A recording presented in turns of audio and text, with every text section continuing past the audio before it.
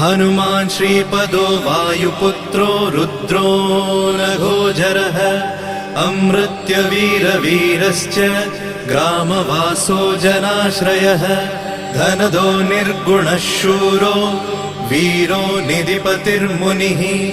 पिङ्गाक्षो वरदो वाग्मी सीताशोकविनाशकः शिवः शर्वत्परो व्यक्तो व्यक्तो धराधरः पिङ्गकेशः पिङ्गरोमा श्रुतिगम्यः सनातनः अनादिर्भगवान् देवो विश्वहेतुर्जनाश्रयः आरोग्यकर्ता विश्वेशो विश्वनाथो हरीश्वरः भर्गो रामो रामभक्तः कल्याणप्रकृतिस्थिरः विश्वम्भरो विश्वमूर्तिर्विश्वाकारश्च विश्वपः विश्वात्मा विश्वसेव्योऽथ विश्वो विश्वहरो रविः